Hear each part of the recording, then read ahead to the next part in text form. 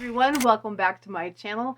I haven't done a crafting video in a very long time, so today we're going to make some homemade paper. I'm kind of getting into doing junk journaling, or making junk journals, and I'll do some videos on that, so stay tuned. But today I want to make some homemade paper, start making some homemade paper that I can use as the pages, the signatures inside of these books that I'm going to create. So, you know, what I like to do is recycle things, you know what I mean? So, like, this is some thin cardboard, some Glad trash bags. I've got some frozen dinner boxes. You know, you gotta kind of have some thinner cardboard for it to work. What else do I have here? That's more of that. I've got some music paper, old piano books that I haven't used forever. So I'm going to go ahead and recycle those. And then I even have some, here's a beer box. Now this beer box was a little thinner cardboard, so I think I might be able to use that. And just some old, like, notebook paper, you know, things that I was ripping out, and I was going to throw them away, and I'm like, well, that's silly. Just recycle it. Incorporate that into your own paper. All right, so we're going to be using, you have to blend this paper up. We're going to have to, like, get it really small. And I'm going to actually use my magic bullet blender. I never use this for its proper usage, so I decided, you know what, I'm going to use it for making paper. And if it breaks, if it doesn't work anymore, it doesn't work anymore, but at least I'm using it. I'll show you the process. So hope you guys enjoy this. Let's get started. So I found, you guys, that just getting a big, like, storage container, big plastic tote storage container kind of thing. You could do this in the sink, this part of it, but we're going to end up using this to make the paper with too, because we have these big wooden frame screens that we're going to put under there to use to pull up through the paper particles. So I just got not boiling water, but just hot water from the tap, and I'm doing this on the floor because I just don't have room on the counter. So yeah, I just go ahead and put in my cardboard, my paper, everything. It's pretty hot, but I'm not in there very much. Well, maybe that kind of hurts. I might have to get some tongs. Hang on. Yeah, so you just want to mix these around in there, and then it's okay if they tear, because we're going to tear them up. We're going to put them in the blender and everything. So just I want to make sure that all surfaces are getting there. I'm going to set a timer for about an hour. It may not take quite that long, but I have some other stuff I need to do. That's the nice thing. Sometimes in the morning I'll just throw these in there, and then just to kind of get some forward momentum going on the project. Okay, so it's actually the next day later, 24 hours later. But that's what's fun about doing this. Like I said, a lot of times I'll go ahead and just load up my storage bin tote thing with paper in the morning just to get that forward momentum, so that way it's ready when I'm ready to do it. Okay, so let's get started. You know, here's my magic bullet little glass thing, and I'm just filling it about halfway full to start with, and then we'll put paper particles in here and see how it goes. Like I said, this is the first time I've used my magic bullet for this. You know, using the big blender would be a lot better, but I have it packed away somewhere. Let's try it. So as you can see, look at this, all this paper now, it just comes apart really, really easy now. The main thing I want to check is this cardboard, right? And if you're going to use cardboard and incorporate it into your homemade paper, it needs to be kind of a thinner cardboard. And this one happened to be a great value, like frozen meal. But let's see how, yeah, see how easy that's ripping? Then sometimes you can even go in there, look at this, I can kind of peel it away from that. So I was actually able to, with that cardboard that, here we go, you know, with the beer, there's a lot thicker. Like, look at this. I was able to just peel this one whole piece off. So I'm going to use, like, kind of the printed part, and then I'm probably going to pull out some of the back parts that are a little bit thicker, maybe put them in smaller parts, and then I'm going to work on those and let them soak again, you know, for a few hours. All right, so let's go ahead and get our magic bullet loaded up here and do a first run. Put in some. It's funny though, you put in a lot of color, and it does. You don't always see all the color, but by the final product. Okay, so I'm gonna try about that amount. maybe, I don't know. I'm just going to try it. Like I said, first time with the magic bullet. I don't know how much water and room. You just have to experiment. That worked nicely. It makes this nice kind of paper pulp in there. Okay, and that's what we're doing. We're just making paper pulp. And we're just going to pour that in there. I'm doing that so you can kind of see. I'm just going to keep adding. I might try a little more. And then we'll get this full. And then I'm going to have to fill it with a little bit more water, and I'll show you why.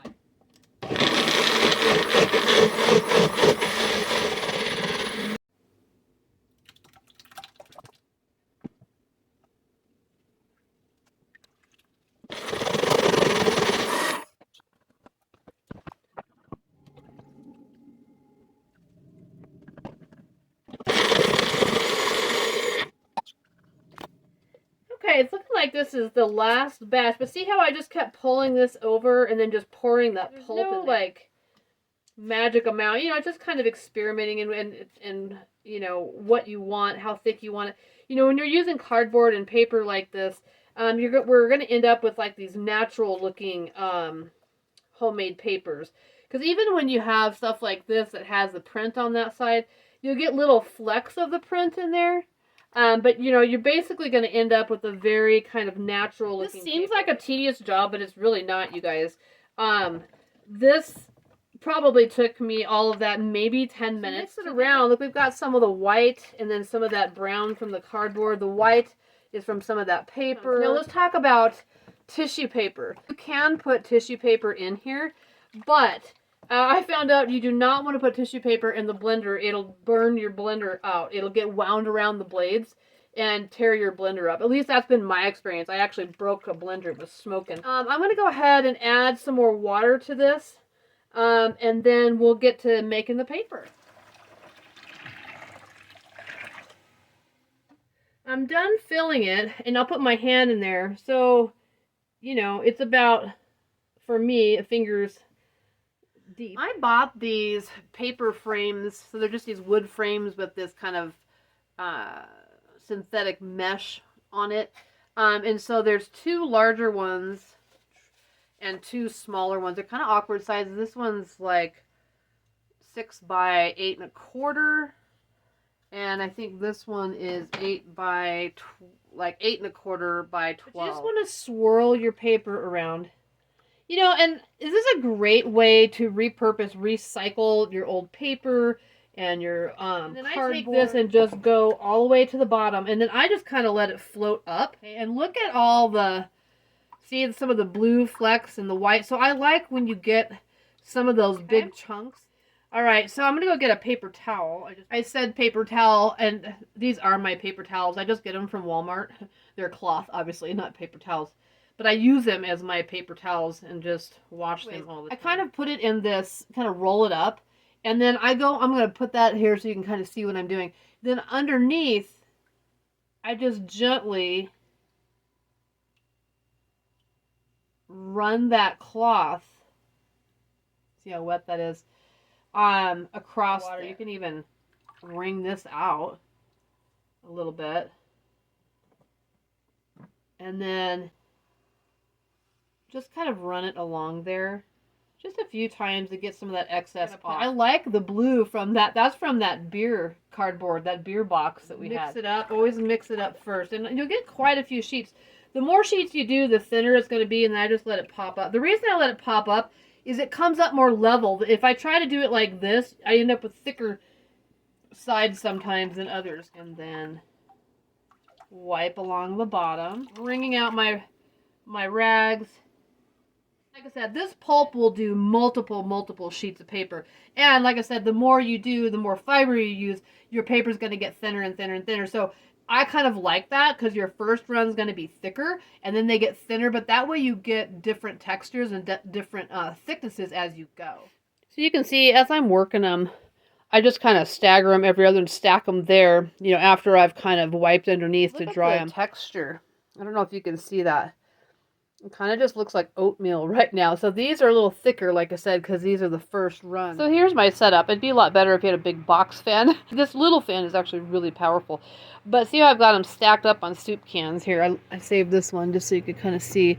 So they're up off the floor. Like I said, the best scenario would be if you were out on a sunny day doing this, because these would dry right away. I have the 4 frames. But those 4 frames, I think I told you before, they were under $20 for the set.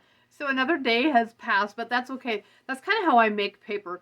I just kind of get things going, and then I get busy and do other things. So here's one of the smaller ones. So it's completely dried, and all I do is just kind of run my fingers along the back like this, just kind of pushing it up, and then it should just kind of peel off.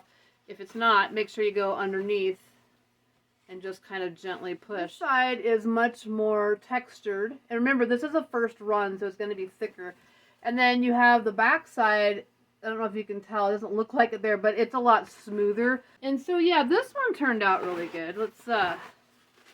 I like this one because it has some of that blue in there from that beer box that I used.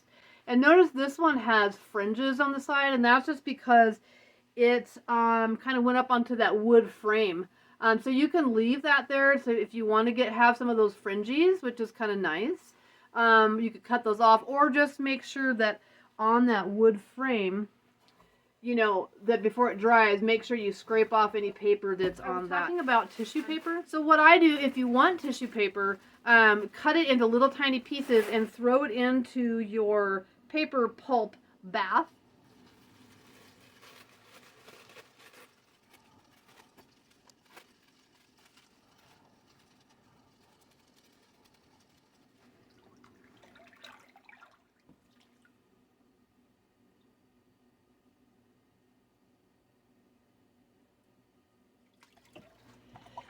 Okay, so do my last one here. So you can see that, you know, the tissue paper can really leave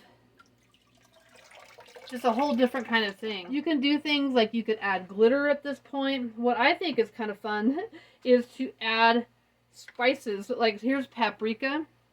So at this point, if you wanted to get a different look, I can add some paprika on there because that'll dry nicely. Or how about some Italian seasoning? Why not, right?